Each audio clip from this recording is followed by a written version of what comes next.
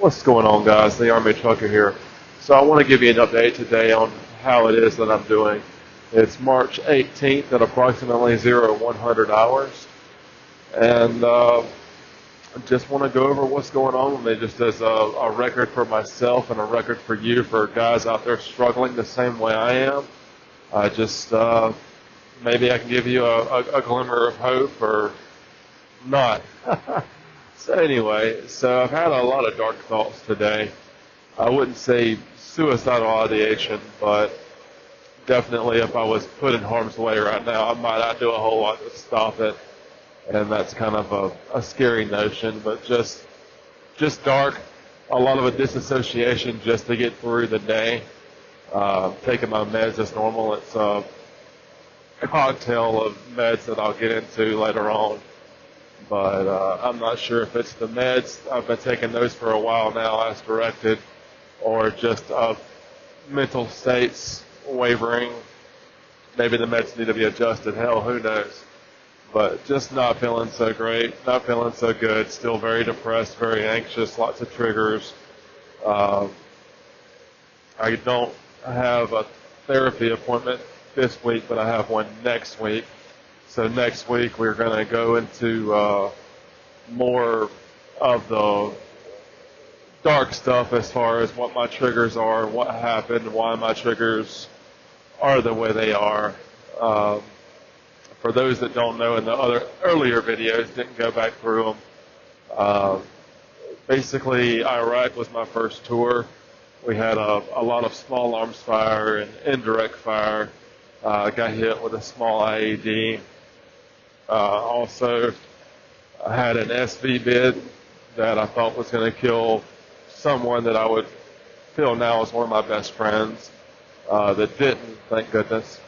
And I also killed a woman via my truck that I was driving through no determination of my own to kill her. It was an accident. It happened. So those are a couple of the major things that I have going on as far as triggers. So there's my occupation right now is a truck driver. I don't work every day of the week because I can't. It's one big trigger. You know, there's looking for IEDs, there's looking for SV beds, there's the markers of those things, and constantly scanning for them. And then there's pedestrians on the side of the road. You know, it's one big fucking trigger. And I can't really change occupations because I can't deal with people because I have PTSD. So it's kind of a revolving door of shit. And if you go through, and I'll tell you over and over again, I don't think I went through anything that any other soldier didn't go through or didn't have issue with. I don't think I'm special by any means of the imagination. But I'm not sure what I'm going to do if I don't get 100%, whether it be TDIU or scheduler. Right now I'm trying to get scheduler. I should know by the 10th of this coming month whether I have it or not, whether I'll get it, whether I qualify for it. If not, I may appeal it. And or if it gets denied, I'm most definitely going to appeal it, add what evidence I can, maybe get a lawyer. But in the meantime, I'll probably file for TDIU. Just because the way I'm working is currently more or less a protected occupation. My boss gave me a job knowing that I have PTSD and that my hours would be sporadic and that I may run for a week and everything be okay, or I may run for a day and be off for 3 weeks. We're basically living off my current 70% disability, and that's just kind of where we're at. This is meant to be a bit of therapy for me about putting everything out there and talking through it. If anyone else has any questions, feel free to post them or email me. I try to put my email in the description. It's thearmytrucker@gmail.com. Who would have fuck it? But yeah, maybe someone else can get something out of this as well. But I know when I get on here and I talk about what's going on with me, it's almost like putting pen to paper as far as my thoughts, my feelings, and it helps ever so slightly, but it does help. And I would say for anyone else to do the same thing, or definitely ask questions, interact basically. That's the big thing for vets, is to get back and understand that you have other people that are going through the same thing you're going through. And that doesn't really help me, but maybe it'll help someone else, you know. Maybe knowing that there's someone else out there with the same struggles, thoughts, worries, some of the same triggers, that it makes you feel like you're not alone, like you're not going fucking insane. I certainly know that that helped me. There's a really great book out there, guys. It's Resilience by Eric Gretchens. He's a former Navy SEAL, and he writes letters back and forth with another Navy SEAL that was having issues with PTSD. And it's a book called Resilience, guys. If that doesn't tell you what it's about, I'm not sure what will. But it's a really great book. I'd highly recommend it if you have never done the Audible subscription service. You can sign up through Audible and get one book for free. I'd highly recommend that one. It helps greatly. There's some things in there talking about 2,000 years ago, that there's poets writing about PTSD and the loss of friends on the battlefield, or having to kill another man and what it's done to them.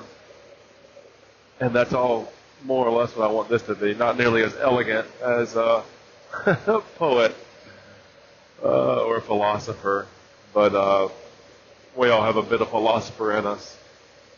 We're all trying to lead good lives, trying to live good lives, and that's the basics for philosophy, really.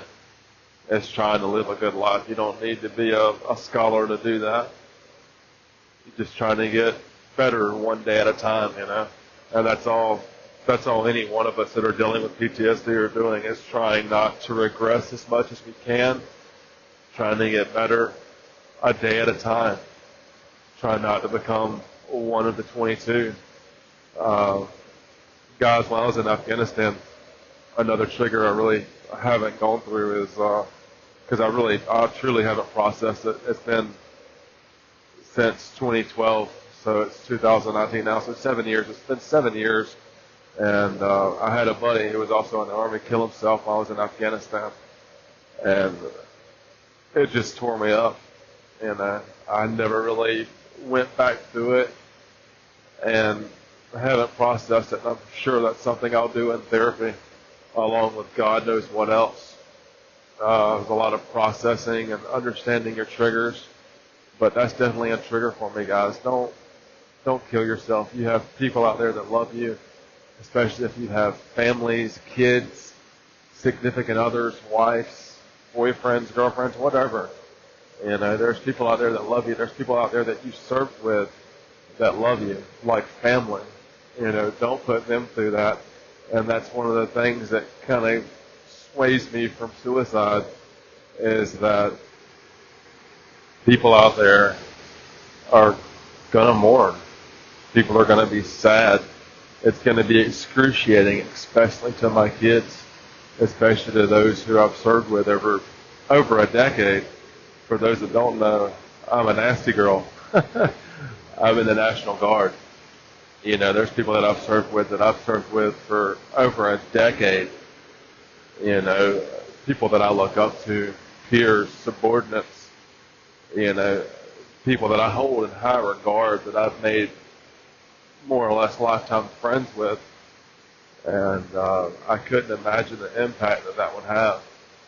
So don't do it, guys. Even if you are active duty and you don't remember the fuckheads you served with, you know, there's people out there that remember you, whether you remember them or not, and they will hold you in high regard. You may have showed someone how to lead, you know, regardless of your rank. You've taught someone something, you know. Don't do it. But it's just again, like I said earlier, it's a revolving door of shit, guys. Suicide is. Fucking meds and mental health are. It's all just a big fucking revolving door of shit. I think that's what I'll title this video. I appreciate your time, and this is the Army Trucker. I'm out.